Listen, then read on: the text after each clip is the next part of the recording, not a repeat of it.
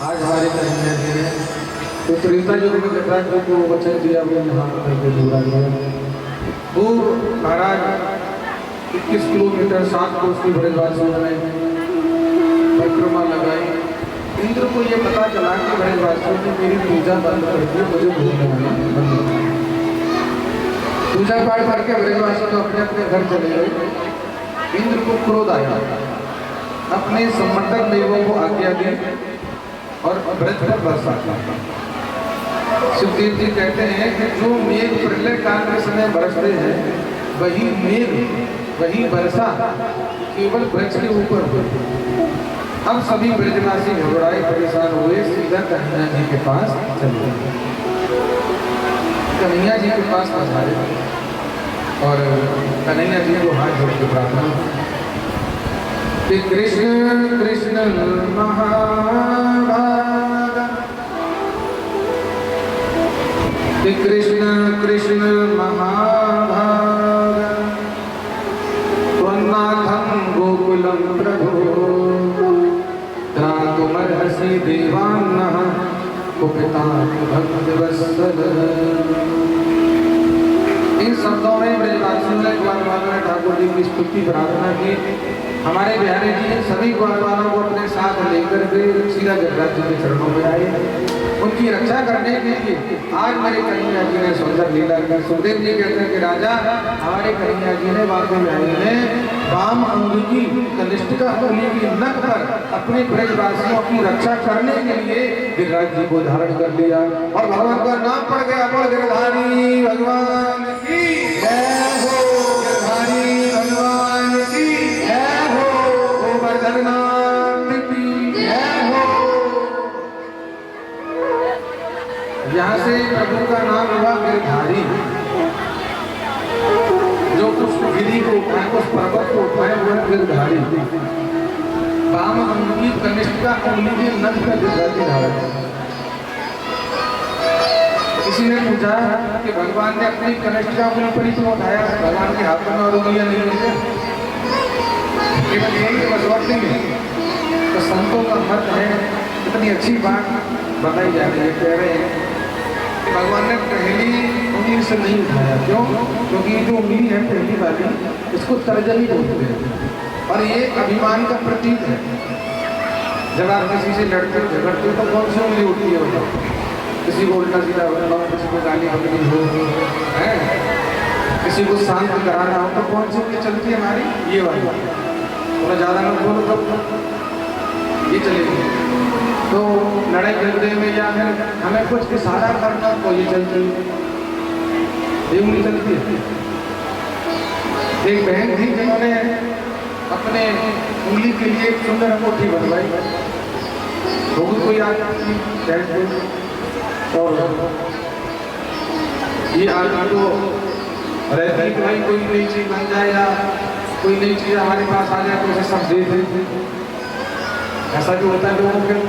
तो एक बहन ने अंगूठी बनवाई और किसी उंगली में पूरा दिन अपने सभी सहेलियों के साथ घूम फिरी, पर किसी ने नहीं देखी, किसी ने तारीफ नहीं की। आंखों के अंदर आदत होती है बुरा नहीं मानना। कोई चीज पहनने को छोड़ना, भाई देखो बोलो, कोई तो बोलो तो कोई तो पति तो बोल, कोई तो बोल, कोई तो बोलो तारीफ तो करो। तब किसी ने भी भैया माता जी की उंगली की तारीफ, अंगूठे की तारीफ नहीं करी तो उन्होंने क्या किया पता है? शाम को गुस्से में आके उन्हें फिर घर में आग लगाया। घर में आग लगा ली और सुबह से लेकर शाम तक किसी ने तारीफ नहीं की। तो अभी देखिए तो उन्होंने आग लगा ली। अब पड़ोसी आगे बुझा। अच्छा देखो, आग भी पड़ोसी लगाते तो बुझाते भी वही। एक आग तो वो जिसमें घर जल जाता है, एक आग को अंदर ही अंदर लगती रहती है। तो देवी जी ने आग लगा ली। अब सहेलियां आ रही है, अब उनसे कह रही है कि यहाँ लगी है, यहाँ हो जाओ, यहाँ लगी है, यहाँ हो जाओ, यहाँ लगी है, यहाँ हो जाओ। अब कितनी में देख ली अंगूठी तो झट हाथ पकड़ के बोला, हरी सर मैंने तो बड़ी अच्छी अंगूठी पहली, कहाँ से लाई? माथा पकड़ा और कहा अगर तू पहले ही तारीफ नहीं देखती तो कम से कम घर में तो आग नहीं लगा। इस अंगूठी के चक्कर में मैंने घर में आग लगाया। तो ये जो उंगली है अष्टफिंगर, ये होती है इशारे के लिए या किसी से लड़ाई झगड़ा हो रहा है तो हमारे हमारे यहाँ इसको बोला जाता है तर्जनी, इसलिए पूजा पाठ में भी नहीं ली जाती। तो भगवान ने कहा कि भाई देखो ये उंगली काम आती है पर उसको अपने काम में नहीं रहेगी।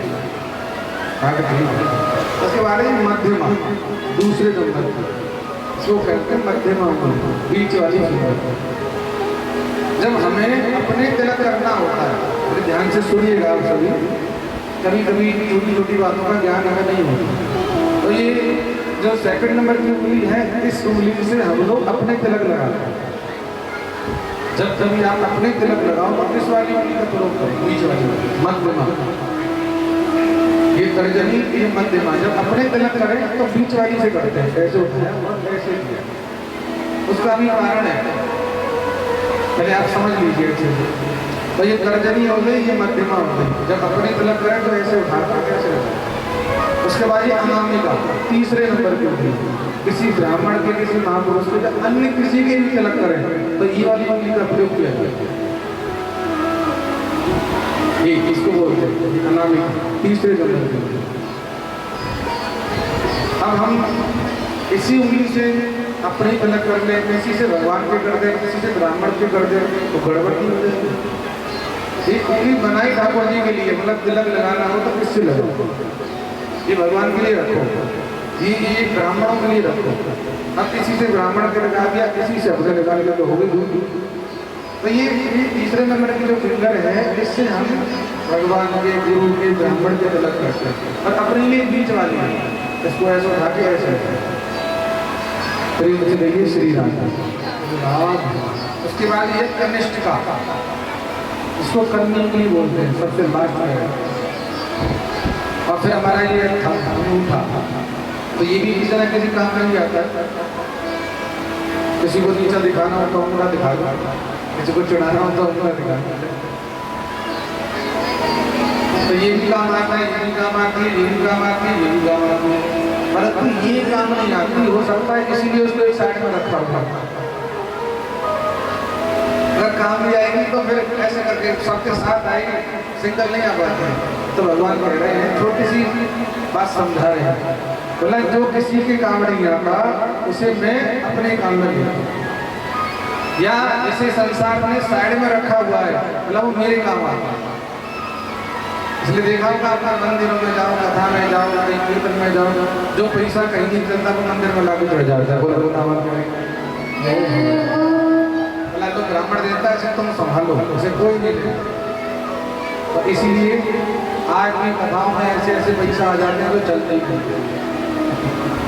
पर इसमें कोई दिक्कत वाली बात नहीं, तो मैं एक बात आपके साथ लेकर आ रहा हूँ। जो किसी के काम नहीं आता उसे मेरे बिहारी जी अपने काम में नहीं। जिसे संसार ने एक तरफ कर दिया उसे भगवान स्वीकार करते हैं।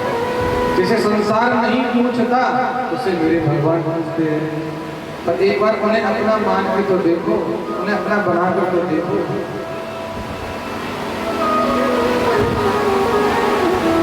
कोई पूछे ना पूछे कि आप हमारे भगवान को मनाएंगे, उन्हें अपना मानेंगे, तो भगवान आपको जरूर पूछेंगे, आप पर भगवान कृपा जरूर करेंगे। तू है मोहन मेरा, मैं दीवाना तेरा।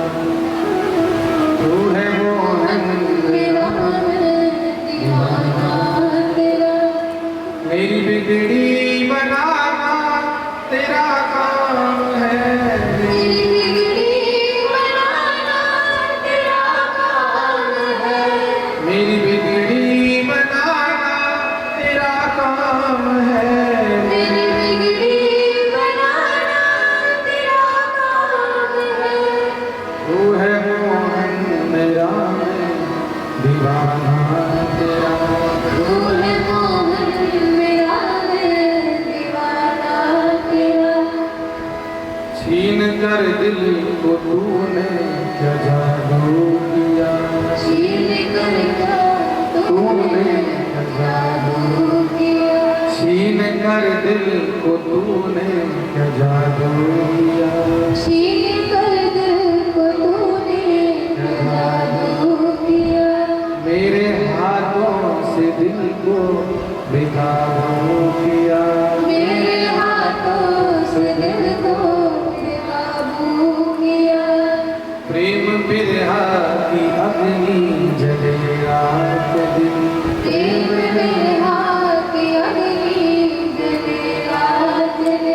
इस लगी को बुझाना तेरा काम है। इस लगी को बुझाना तेरा काम है। तू है मोहन मेरा दीवाना तेरा। तू है मोहन मेरा मैं दीवाना तेरा। जिस तरह आज संसार को अपना मानते हैं, मेरा पति, मेरी पत्नी, मेरा बेटा, मेरा बेटा, ठीक है मानिए, परंतु इस प्रकार संसार को अपना मानते हैं, कभी भगवान को भी अपना मान करते हैं। एक बार करो, कोशिश करो, प्रयास। मेरा विश्वास है संसार धोखा दे देगा, परंतु भगवान कभी धोखा नहीं देंगे। तो कमी यदि कहीं से है ना, तो कमी हमारी ओर से उधर से हम ही को मानने का सलीका नहीं आता, वरना तेरे दरवाजे से कोई खाली नहीं जाता। भाई देखो, वो तो देने के लिए तैयार बैठे हैं, हमें मांगना तो आना चाहिए। वैसे तो देखा जाए भगवान से मांगने की कोई जरूरत भी नहीं है, मांगने की जरूरत क्यों नहीं है, बोला वो इसलिए नहीं कि वो सब जानते हैं। अब जो सब जानता है तो फिर क्या मांगा? मांगा तो उससे जाता है जो जानता नहीं है, और जो सब जानता है उसे क्या मांगे? मांग करके तो हम भगवान की कृपा को छोटी बनाते हैं। ये बात हम सभी अच्छे से जानते हैं कि हरि व्यापक सर्वत्र समाना हर जगह है।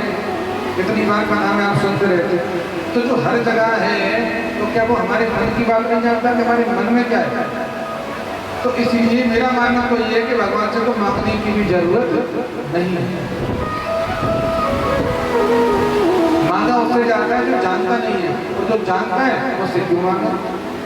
उससे तो बस प्रार्थना करते रहे, तू है मालिक तो मैं हूँ पुजारी तेरा। तू है मालिक तो मैं हूँ पुजारी तेरा। तू है मालिक तो मैं हूँ पुजारी तेरा। तू है मालिक तो मैं हूँ पुजारी तेरा। और तू है दाता तो मैं हूँ भिखारी तेरा। तू है दाता तो मैं हूँ भिखारी तेरा। दाता एक राम, भिखारी सारी। राम एक देवता, पुजारी सारी। हम सब ठाकुर जी के सामने भिखारी हैं, मांगने वाले हैं। इसलिए भगवान कह रहा है, तू है दाता तो मैं हूँ पुजारी तेरा। तू है दाता तो मैं हूँ पुजारी तेरा। तू है मालिक तो मैं हूँ भिखारी तेरा। तू है मालिक तो मैं हूँ भिखारी तेरा। इसलिए कहिए, मेरी बिगड़ी बनाना तेरा काम है।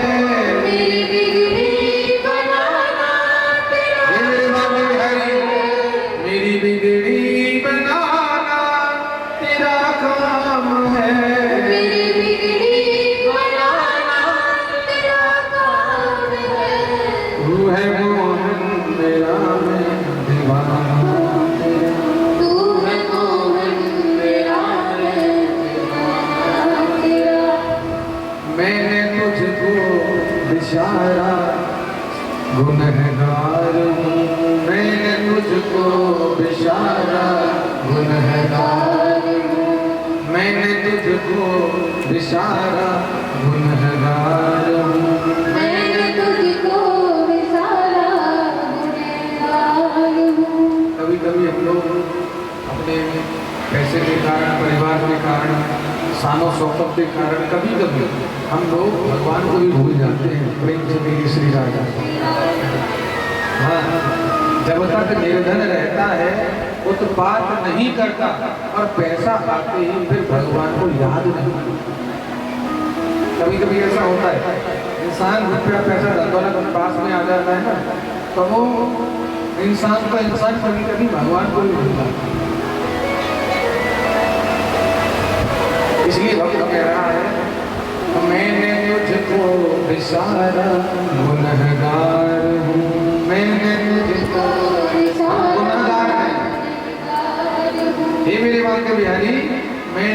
तुझको बेचारा गुनहगार हूँ। मैं तुझको विसारा सही बात। गुनहगार हूँ। कैसे मुख को दिखाऊं मैं शर्मसार हूँ। कैसे मुख को दिखाऊं मैं शर्मसार हूँ। मेरी बिगड़ी बनाना तेरा काम है। मेरी बिगड़ी बनाना तेरा काम है। नैया पार लगाना तेरा काम है। नैया पार लगाना तेरा काम है। तू है मोहन मेरा मैं दीवाना है। तू है मोहन मेरा मैं दीवाना तेरा। आग दामन में लग जाएगी दिल में सोना मचल जाएगा। आग दामन दामन लग जाएगी दिल में सोना। चल जाएगा। एक दफा तुम मिलो तो मोहन, एक दफा तुम मिलो तो मोहन। क्या होगा? गम खुशी में बदल जाएगा। एक दफा तुम मिलो तो मोहन, गम खुशी में बदल जाएगा। ये मेरी बात के बिहारी एक बात बोलो तो सही। इसके जीवन में बिहारी आ जाते हैं, उनकी कृपा बढ़ जाती है और उसके जीवन में आनंद आनंद हो जाता है। हकीकत है। आज हमारी कन्हैया जी ने राम अनुजी कनिष्ठा के ऊपर विराट जी को धारण किया। भगवान कह रहे हैं कि जो किसी भी काम नहीं आता मेरे काम आता, उसे अपने काम करना। तब पहले मुझे अपना कहो तो सही, मुझे अपना मानो तो सही। वास्तव में देखा जाए ना तो संसार में आपका यदि कोई अपना है तो वो भगवान ही है। बाकी आपका कोई दूसरा अपना हो नहीं सकता। आज भगवान ने एक सुंदर लीला की है ब्रज के अंदर। इंद्र के प्रकोप को शांत किया। संबंधक देव जो बरसा रहे थे उस समय वह वापस चले गए। भगवान ने कहा ब्रजवासियों आ जाओ, बारिश बंद हो चुकी है, सभी आओ और अपने अपने घर पर जाओ। तो उस समय वर्षा बंद हुई, सभी ब्रजवासी अपने अपने घर चले गए और हमारी कन्हैया जी अपने घर चले गए। बोल गिरिराज महाराज की जय हो। आगे बिहारी लाल जय हो। आगे इंद्र को अपनी गलती का पश्चाताप हुआ और उन्होंने आगे मेरे भगवान से क्षमा याचना। बड़े ध्यान से सुनना। इंद्र को जब ये पता चला ये जो कृष्ण है धरती पर ये साक्षात पर ब्रह्म है, भगवान है, तो मैंने इनकी लीला में विघ्न कर दिया। मैंने इनको एक साधारण मनुष्य समझा, साधारण बालक समझा। मुझे लगता है कि मुझे अपने ऊपर घमंड हो गया था, तो अब मुझे माफी मांगनी चाहिए। तो इंद्र स्वर्ग से धरती पे भगवान से माफी मांगना। सुनना बड़े ध्यान से, माफी मांगने से कभी भी कोई व्यक्ति छोटा नहीं होता। माफी वही व्यक्ति मांगता है जिसे रिश्तों की कदर होती है, जो रिश्ते निभाना जानता है। माफी मांगने से मान लो हमसे कोई गलती हो गई, ठीक है, गलती इंसान से होती, गलती इंसान से होती। बड़े बड़े लोग गलतियां कर देते और अब गलती करने के बाद में हमें कोई पश्चाताप नहीं। हम गलती पे गलती, गलती पे गलती, गलती पे गलती और हम इकट्ठे जा रहे हैं, अकड़े जा रहे हैं, तो हमसे बड़ा मूर्ख कौन है?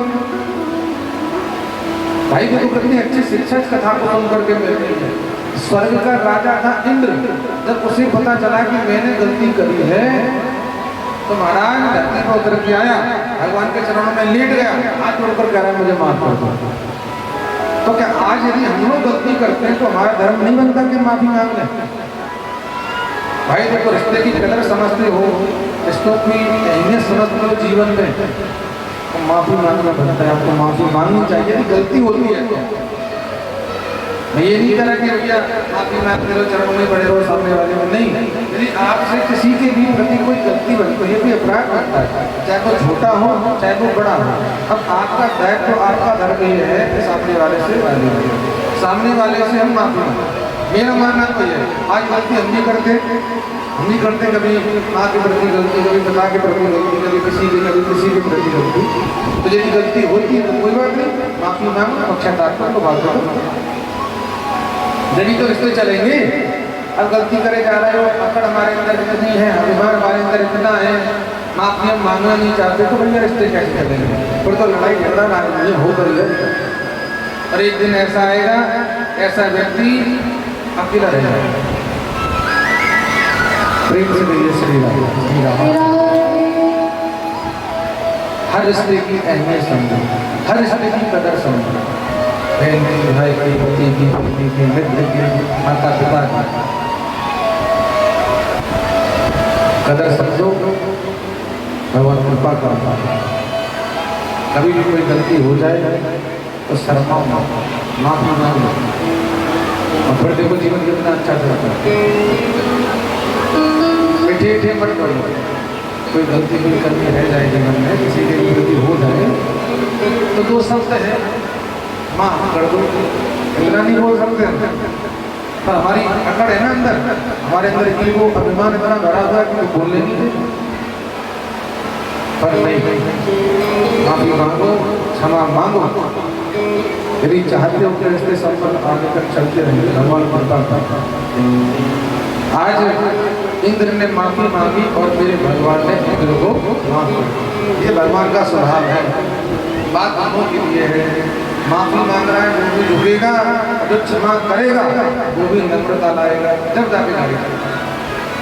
अब भगवान ने कभी कह दिया कहते चलो तुमसे गलती हुई, तुमने माफी मांगी, हमें अच्छा लगा, तुम तुम्हें माफ कर देते, पर आगे से ध्यान रखना गलती नहीं होनी चाहिए दोबारा। अब तुम स्वर्ग के इतने बड़े राजा होकर गलती करोगे तो कैसी बात बनेगी? अब हमारे अनुशासन में रह करके स्वर्ग का पालन करना जाओ, अब गलती नहीं होनी चाहिए। ताकि ठीक है प्रभु अब नहीं करेंगे, एक इच्छा हो रहा है, हम बताओ क्या इच्छा है? पर हम आपका अभिषेक करना चाहते हैं। न कैसे करोगे? बोले गाय के दूध से। न करो। और इंद्र ने कामधेनु के दूध से ठाकुर जी का अभिषेक किया और जाते जाते भगवान को प्रणाम किया और एक नाम धर गए, बोल गोविंद भगवान की जय हो, बोल गोविंद भगवान की जय हो।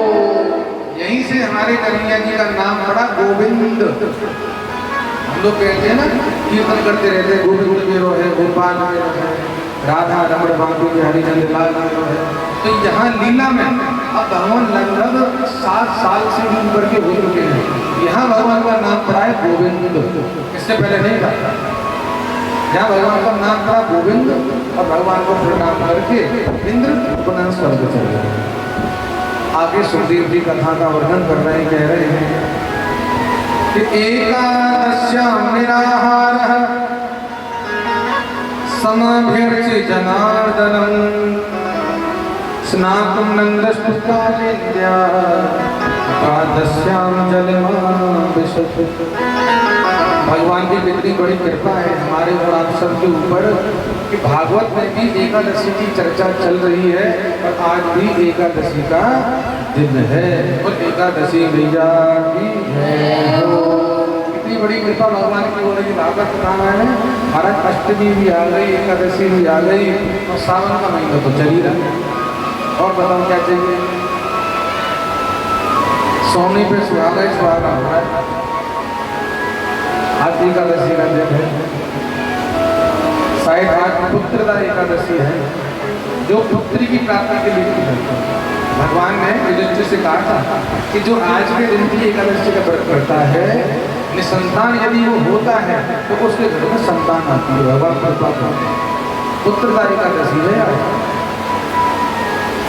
आप लोग भी, आप लोग बैठे, कुछ लोग तो हम जो व्रत करते होंगे एकादशी करते हो या नहीं? तो हाथ खड़ा करके बताओ, हम करते हैं। हमारी माता जी करती हैं, तो हमारी माता जी भी आई है गई हुई थी आगरा। मैंने कि आगरा मंदिरों को बहुत जोरदार कथा हो रही है हनुमान जी के द्वारा। हाँ, जो बढ़िया जोरदार प्रोग्राम हो रहा है, भक्तों के द्वारा आ जाओ। काफी ठीक है भाई, हम भी आ जाते हैं, सुन लेंगे 2-4 दिन बैठ के। तो सावन का महीना चल रहा है, तो माता जी आई हमारी, बड़ी कृपा भगवान की। माता जी पिताजी तो रहते के साथ, इससे बड़ी बात क्या है? कोई हमसे पूछता है ना कि कैसे कैसे रहते हो आप, तो हमारे मुंह से तो यही निकलता है कि भाई हम तो मेरे माता पिता के साथ रहते हैं। वो हमारे साथ नहीं रहते तो हम उनके साथ रहते हैं। और आज लोग कहते हैं ना कि भाई कौन कौन है हमारे साथ में, मतलब मैं, मेरी पत्नी, मेरे बच्चे और माँ बाप भी मेरे साथ रहते हैं। और ये नहीं बोलते कि हम उनके साथ रहते हैं। भाई वास्तव में देखा जाए तो हम उनके साथ रह रहे हैं, वो हमारे साथ नहीं रह रहे। पहले वो आए या हम आए? पहले वो आए और उनसे हम आए। पहले वो धरती पर आए, उनके बाद हम आए। अब हम उनके साथ रह रहे हैं, वो हमारे साथ नहीं रह रहे। उनकी कृपा जो हमारे साथ रह रहे हैं। उन लोगों से जाकर के पूछो जिनके जीवन में माँ बाप नहीं है, माता पिता नहीं है, कैसे रहते हैं? जिनके जीवन में माता पिता का सानिध्य नहीं है, माता पिता का सुख नहीं है। हम तो बड़े सौभाग्यशाली हैं जो अपने माँ बाप के साथ रहते हैं, माता पिता के साथ रहते हैं। भगवान ने एक सौभाग्य दिया है कि बहुत अच्छे से माता पिता की सेवा करता है। ये भगवान की कृपा होती है। जो संतान, जो बालक अपनी माता पिता की सेवा करता है, सौभाग्यशाली होते हैं वो लोग। दुर्भाग्यशाली होते हैं वो लोग जो माँ बाप होते सोते उनकी सेवा नहीं करते।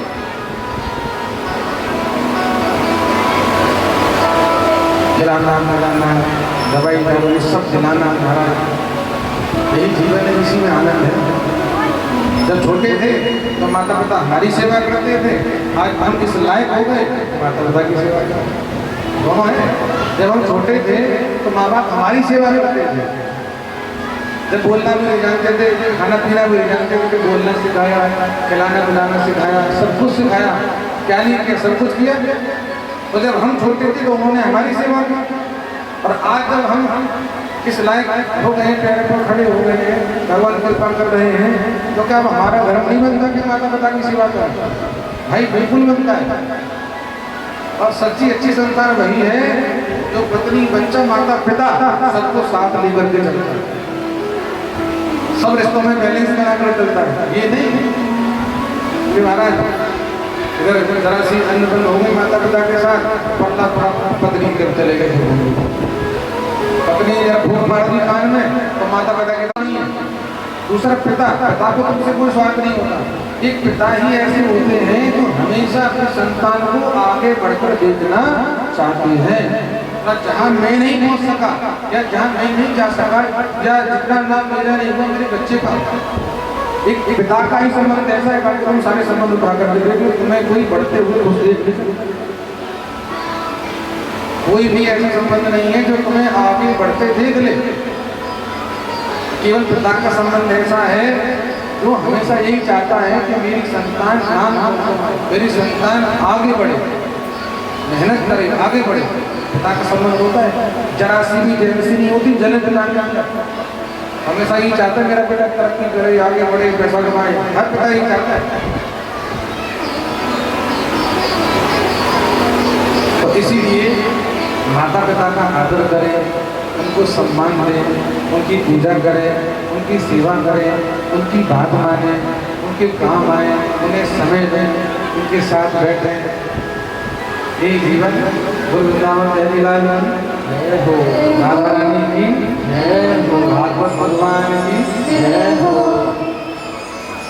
तीर्थ ले जाओ, धाम में ले जाओ, महाराज दोबारा जब तक है तब तक सेवा करो, उसके बाद भगवान पे छोड़ो।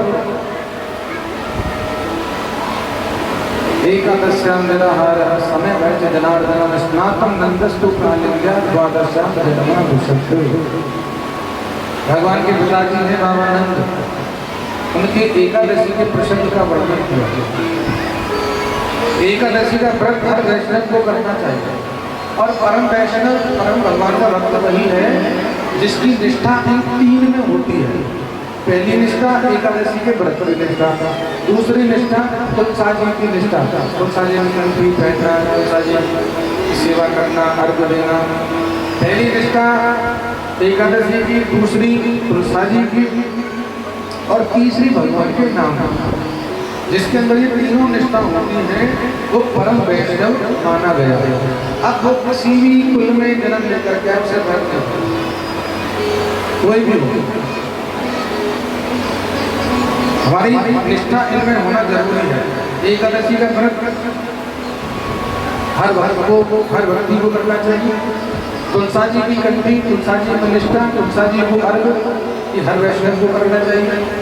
तीसरा भगवान का नाम हर भक्त के ऊपर होना चाहिए।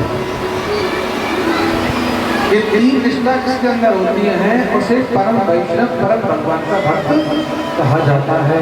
हम आप देख लीजिएगा कि तीनों निष्ठा तुम्हारे अंदर है या नहीं है तो अच्छी बात है, नहीं है तो लेकर आओ।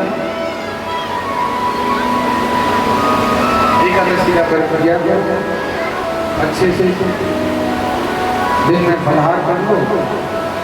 वैसे तो फलाहार के द्वारा ही व्रत किए जाते हैं, पर आज के टाइम पे फलाहार नहीं है, आज के टाइम पे तो फुल आहार है। तो भरपेट करना चाहिए। शाम को भाल लग जाते हैं, चप्पल लोटा बेसिल का लगा लगा तो कुछ पकौड़े सिखा देना, पकौड़ी में ये पकौड़ी में वो पकौड़ी में बड़ी जो पकौड़ा कितना सारा वृंदावन बहरी डाल इतना तो डेली नहीं खाते, उतना कोई गाली कर देते सारी बोलती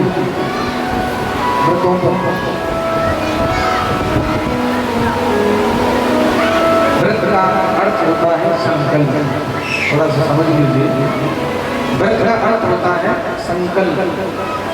संस्कृत में संकल्प को व्रत कहते हैं, जो आज हम लोग करते हैं। केवल अन्न छोड़ देना, रोटी सब्जी छोड़ देना, साग सब्जी छोड़ देना, यही व्रत नहीं होता। ये तो एक नियम है जो हर व्रत के महात्मा में लिखा जाता है कि भाई आपका ये व्रत है तो आप ये खाओ, आपका ये व्रत है तो आप ये खाओ। हर व्रत के महात्मा में महिमा में लिखा रहता है कि इस व्रत के दिन आपको ये सगार देना चाहिए, आपको ये खाना चाहिए, आपको ये खाना चाहिए। ये तो नियम है, परंतु हकीकत में व्रत कहते किसे? व्रत का अर्थ होता है संकल्प। जिस दिन आपने व्रत किया तो आपने ऐसा कौन सा संकल्प लिया जिस संकल्प से वो इष्ट खुश हो, जिसका तुमने व्रत किया। आपने माता जी का व्रत किया, आपने भोले बाबा का व्रत किया, आपने हनुमान जी का व्रत किया, आपने कन्हैया जी का व्रत किया। तो अब आपने व्रत को प्रारंभ करने से पहले ऐसा कौन सा संकल्प लिया है जिसको सुनकर हमारे भगवान खुश हो। बताओ जी जो लेता हो वो ये व्रत वाले दिन हम सुबह से ही संकल्प ले कि भाई मेरे अंदर ये कमी है, आज मैं इसका त्याग कर लूँ। आज मैं पूरा दिन ऐसे व्यक्ति के साथ नहीं बैठूंगा या बैठूंगी जो चुगली चाली करता हो, इधर उधर करता हो। आज के दिन मैं गलत व्यक्ति का संग नहीं करूँगा, ये मेरा संकल्प है। आज के दिन मेरा संकल्प है कि मैं पूरा दिन मौन रहूंगी, बोलूंगी नहीं। ले सकते हैं संकल्प? आज के दिन मैं मौन रहूंगी, मेरे को बोलना नहीं है पूरे दिन। यदि कुछ किसी को बोलना है, कुछ समझना है, तो हम लिख कर बता देंगे, बढ़ाना पर बोलूंगी नहीं। ऐसा हो सकता है? प्रेम से देवी से आप लोगों की मुस्कुराहट बता के नहीं हो सकता, कठिन है। और भी बहुत सारी चीजें हैं। कहने का मतलब बस यही है कि व्रत वाले दिन कोई अच्छा संकल्प कि मैं आज के दिन पूरा दिन भगवान का भजन करूँ। घर में रहेंगे, ठाकुर जी का भजन करेंगे, कीर्तन करेंगे, पूजा पाठ करेंगे, पूरा दिन भक्ति में रहेंगे। ये होता है व्रत संकल्प। और दिल्ली वाले तो व्रत भी नहीं कहते, वो कहते हैं फास्ट। फास्ट और फास्ट रखते तो पूरे दिन फास्ट ही रहते हैं, पूरे दिन फास्ट पता नहीं कहाँ से ढूंढ लाते नहीं बात फास्ट। हमारे यहाँ कहा गया है व्रत संकल्प उपवास। उपमाने निकट वास माने रहना, उन चीजों के तो अर्थ है। फास्ट पोस्ट पता नहीं कहाँ से उठा लाए। किसी से पूछ लो क्या है तुम्हारा, तो हमारा फास्ट हमसे बात मत करो। अच्छा फास्ट है, बड़ा जोर का फास्ट है, चांद पर चढ़ेगी। ऐसे उखड़े रहते हैं व्रत वाले दिन, ऐसे चिड़चिड़े से रहते हैं। पूछो चाय पी कर बुद्धि खराब कर लेते हैं अपने को। वृंदावन चाय पीने के महाराज धूप को मारेंगे तब पिए चाय। शाम हुई नहीं काम चाय बना के भूख लग रही मर जाएगी जिंदगी। खैर ये सब विरोध की बातें हैं, पर भक्तों कुछ अच्छा कुछ सब संकल्प लो जिस दिन व्रत रखो। मैं आज के दिन किसी गरीब की मदद करता हूँ, मैं आज किसी निर्धन को धन देता हूँ, किसी को कोई वस्तु की जरूरत है, हाँ आज किसको कपड़े की जरूरत है, मैं आज उसको कपड़े का दान करूँ, मैं आज वस्त्रों का दान करूँ, आज मैं जल का दान करूँ। कोई ऐसा सर संकल्प हो जीवन में। फिर देखो आना, फिर देखो आपका व्रत कैसे होता है। एकादश्यां निराहारः सम्यग्र्थ जनार्दनम् स्नातुं नन्दस्तु कालिन्द्यां द्वादश्यां जन्मां विशति। भगवान के पिताजी एकादशी का व्रत करते थे, शालिग्राम जी की पूजा करते थे, रात्रि को जागरण करते थे, कीर्तन। सभी को पता होगा एकादशी वाले दिन हमें जागरण करना चाहिए, ज़्यादा नहीं तो कम से कम 12 बजे तक जगना चाहिए, भगवान का भजन करना, जितना हो सके उतना। आहार उतना ही लेना चाहिए जिससे हमें आलस न आए, फिर बात फलहार दूध है, दही है, बाकी सब लिखा रहता है। मेरा बस यही निवेदन है कि हर वैष्णव को, हर भगवान के भक्त को एकादशी का व्रत करना चाहिए। बात तो ये भी आती है एकादशी के विषय में कि एकादशी का व्रत 3 दिन में पूरा होता है, 3 दिन में, और सामर्थ्य नहीं होती तो लोग एक ही दिन में उसको कंप्लीट करके चलते हैं। दशमी की रात्रि से ही भोजन छोड़ दिया जाता है, सुबह खा लो जितना खाना है, दशमी की रात से ही आप भोजन को थोड़ा सा अलग करते हैं। पूरा दिन पूरी रात अगर दशमी की रात से भोजन ना कर, अगले दिन सुबह जल्दी उठे, अच्छे से ठाकुर जी की पूजा पाठ करें, एकादशी की कथा को पढ़ें, संकल्प लें अच्छा सा बढ़िया सा, और पूरे दिन व्रत करें। अब कई बार ऐसा होता है कि भाई हम लोग भूखा नहीं रह सकते हैं, तो उसके लिए फिर संध्या के समय पूजा पाठ करके थोड़ा सा फलाहार बता, दूध पी लो, रात्रि को सोते समय दही खा लो। यदि आपका शरीर दवाई देता है, संध्या में बहुत लोगों को दही नहीं सूट करता है तो खाओ, नहीं खाओ। हमारे यहाँ सिंगाड़ी का आटा आता है, उसका कुछ भी बना के आप खा सकते हो। तो ये साधन दे दिए हम लोग, और आराम से व्रत कीजिए, रात्रि को कीर्तन कर लो बहुत अच्छे से ठाकुर जी के नाम का। कोई साथ बैठे तो ठीक, ना साथ बैठे तो अकेले अकेले कर लो। यदि 2-4 भक्त आपके साथ जुड़ जाते हैं, भाई आज एकादशी कीर्तन कर लेते हैं। यदि कोई नहीं आ पाता है किसी कारण तो अकेले बैठ के कर लो, क्या दिक्कत है। जब तक करा जाए करो आराम से, उसके बाद नींद आ रही है तो भगवान का नाम लेते सो जाओ, नहीं आ रही तो भजन करते, माला जप करते रहो, कथा सुनते रहो, कीर्तन करते रहो, क्या। अगले दिन द्वादशी को सुबह जल्दी उठ जाओ, सूर्य उदय से पहले अच्छे से भगवान की पूजा पाठ करो, स्नान ध्यान करो, और अच्छे से सूर्य नारायण को अर्घ दो। किसी एक ब्रह्मनिष्ठ ब्राह्मण को, सदाचारी ब्राह्मण को अच्छे से भोजन कराओ, और उसके बाद आप कोई व्रत का पारायण करो, फिर कुछ लोग चावल का बना हुआ कुछ ना कुछ द्वादशी को हमें लेना चाहिए, खाना चाहिए। बस हो गया व्रत। महीने में 2 खाते, दोनों अच्छे से रहे। और वृंदावन बिहारी लाल राधा रानी की जय हो, भागवत भगवान की जय हो। तो यहाँ बाबा नंद ने उस प्रसंग का वर्णन किया आगे कि भगवान पिता रात्रि सरदोत्पुल्ल मल्लिका विचरन्तु मनश्चक्रे योग माया पाश्रितः।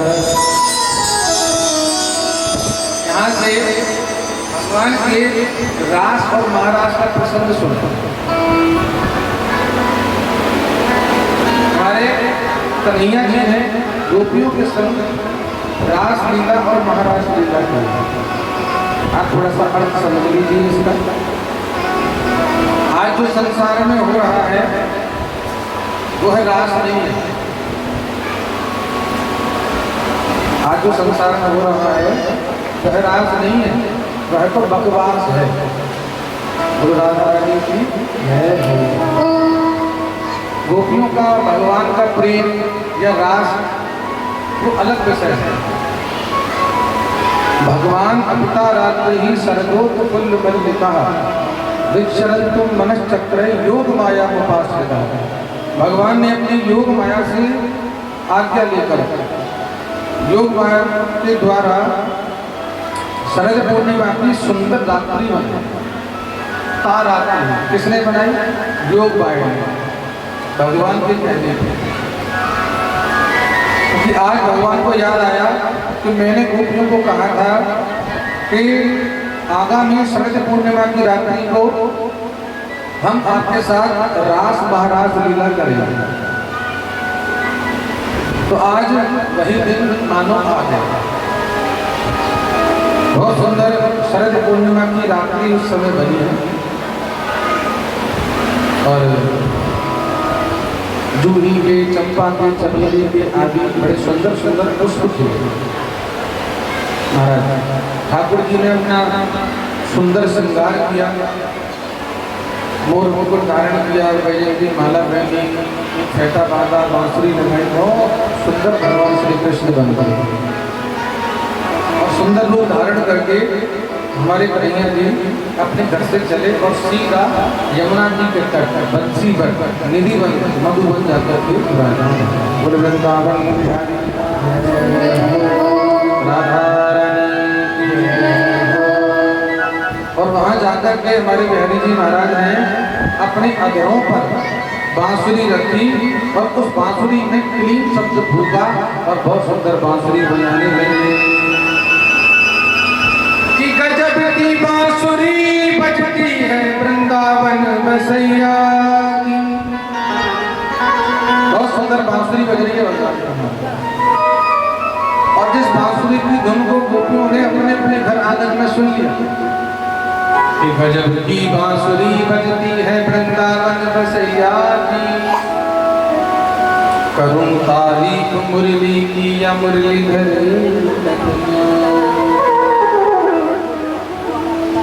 जहाँ काम चलता न था तीर और कमानों से, विजय नटवर की होती थी वहाँ मुरली की तानों से। विजय नटवर की होती थी वहाँ मुरली की तानों से। बहुत सुंदर मेरे भगवान की बांसुरी बजी और उस बांसुरी की धुन को गोपियों ने अपने अपने घर में सुना। बड़े ध्यान से सुनना, ये प्रसंग बहुत अच्छा है भागवत में।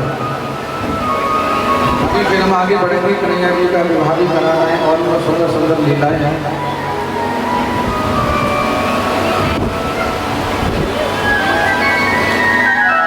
भगवान की बांसुरी बजी, बांसुरी की धुन को गोपियों ने अपने अपने घर में सुना और अब देखो क्या दशा हुई। तो दशा का दर्शन संतों ने अपने अपने भावों में रखा। भगवान की बांसुरी गोपियों ने सुनी, अब सुनकर के वो सारे सुध बुध भूल गए। मुरलिया हरदी मधुबन में धूम मचाए। ठाकुर जी की मुरली ने मधुबन में धूम मचा दी। और देखो गोपियों का क्या हाल हुआ। भगवान की बांसुरी को सुन करके बड़े ध्यान से सुनना, उनको बहुत अच्छा लगा कि मुरलिया हरदी मधुबन में धूम मचाई। मुरलिया हरदी मधुबन में धूम मचाई। वृंदावन में बंसी बाजी तीन भवन धुन छाई। वृंदावन में बंसी बाजी तीन भवन धुन छाई। महाराज वृंदावन में बंसी बजी, तीनों लोग में हाहाकार बन गया। किसकी बांसुरी बजी? यहाँ तक कि शिव जी की भी समाधि खुल गई बांसुरी सुनकर। ऐसी बांसुरी बजी कन्हैया जी कि वृंदावन में बंसी बाजी तीन भवन धुन छाई। हो वृंदावन में बंसी बाजी तीन भवन छाई। और ले बीना नारद जी दौड़े। कैसी बांसुरी बजी? नारद जी ने जो सुनी तो उन्होंने भी अपना बीना उठा लिया, वो भी दौड़ लगा दी। किले बीड़ा नारद जी दौड़े और शिव समाधि बिसराई रे मुरलिया है मधुबन में धूम मचाए ओ मुरलिया है मधुबन में धूम मचाए। अब देखिए बांसुरी बजी, नारद जी दौड़े, समाधि खुली, भोले बाबा की हुई, गोपियां अब भगवान की बांसुरी को सुनकर उनकी क्या दशा हुई, क्या हाल हुआ, उसी का आप लोग दर्शन करें सभी बड़े ध्यान से। संत लोग कह रहे हैं गोपियों के भाव,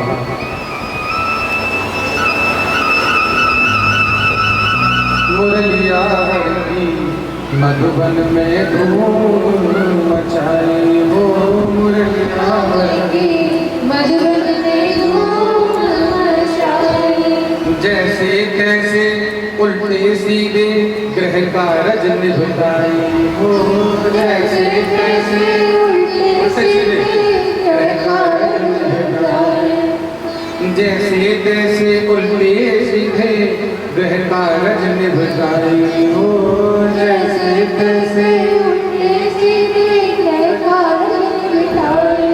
और उल्टे कर श्रृंगार गोपियां बंसी बट को भाई, उल्टे कर श्रृंगार गोपियां बंसी बट को भाई रे मुरलिया हरती मधुबन में धूम मचाए। हाँ मुरलिया हरती मधुबन में धूम मचाए। जैसे तैसे उल्टे सीधे ग्रह कारज निभताई और उल्टे कर श्रृंगार गोपियां बंसी बट को भाई। जैसे तैसे उल्टे सीधे घर के काम किए, वही जब ये घंटा ठाकुर जी का बुलावा आके फटाफट चलो। जैसे हमारे यहाँ कथा हो रही है, जैसे कथा का समय होने वाला होता है तो चिंता बढ़ जाती है, भाई फटाफट जल्दी काम कर लो, वरना शुरू हो जाएगी, समय निकल जाएगा, ये वो तैयारियां शुरू हो जाती हैं कथा में आने। ऐसे ही उस समय जब गोपियों को भगवान का बुलावा आया तो गोपियों ने भी जैसे तैसे उल्टे सीधे ग्रह कारज निभताई और उल्टे कर श्रृंगार गोपियां बंसी बट को धाई। अब श्रृंगार का वर्णन हो रहा है, उनके काम काज का वर्णन हो रहा है। गोपियों ने कैसा किया उल्टा सीधा, बड़े ध्यान से सुने। खीर में नमक, दाल में शक्कर और माखन में मिर्चाई। उल्टा सीधा हो रहा है, जो चीज खीर में डालनी चाहिए वो दाल में डालना, जो दाल में डालना चाहिए वो खीर में डालना। और इसी को कहते हैं सच्ची भक्ति, जब हमें अपना भी होश नारे कर क्या अपने सुरगुण नहीं रहती इस समय, हमें हम क्या कर रहे हैं क्या नहीं कर रहे हैं, हमें क्या करना चाहिए। गोपियों के साथ ऐसा ही हुआ, खीर में नमक, दाल में शक्कर और माखन में मिर्चाई। खीर में नमक, दाल में शक्कर, माखन में मिर्चाई। और हल तो अब हो गई, गऊ को साग, पति को भूसा, या हुई गड़बड़, ये हुई है भूसा है, ठीक है, भूसा मत समझ लेना, भूसा। गऊ को साग, पति को भूसा। अब भोजन की थाली लेके जा रही थी, लाओ पति देव को दिया था भोजन, पर अचानक बांसुरी बज गई तो थाली घूम गई। अब जो भोजन की थाली थी वो तो गाय की मड़ावनी में डाल दी, सानी जहाँ होती है, और वहां से भूसा उठाया पति के सामने ले जाकर रख दिया। खीर में नमक, दाल में शक्कर, माखन में मिर्चाई। और गऊ को साग, पति को भूसा, ऐसी मति बोराई रे मुरलिया हरती मधुबन में धूम मचाए। हाँ मुरलिया हरती मधुबन में धूम मचाए। मुरलिया हरती मधुबन में धूम मचाए। हाँ मुरलिया हरती मधुबन में धूम मचाए। हाँ मुरलिया हरती मधुबन में धूम मचाए। मुरलिया हरती राधे राधे धूम मचाए। बोलो मुरलिया हरती मधुबन में धूम मचाए। मुरलिया राधे राधे धूम मचाए।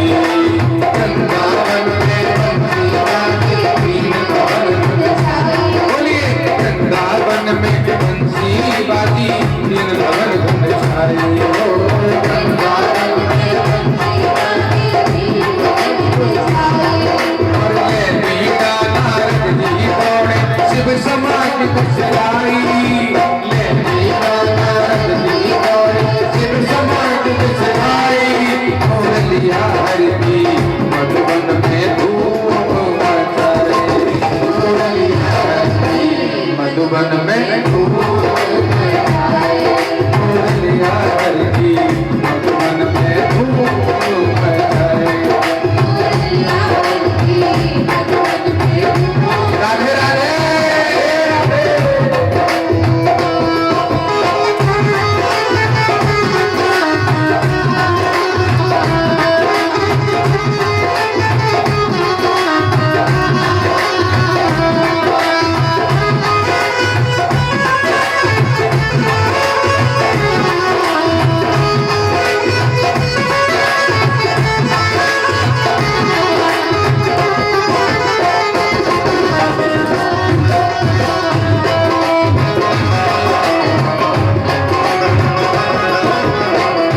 लिया हर की मधुबन में धूम मचाए रे लिया हर की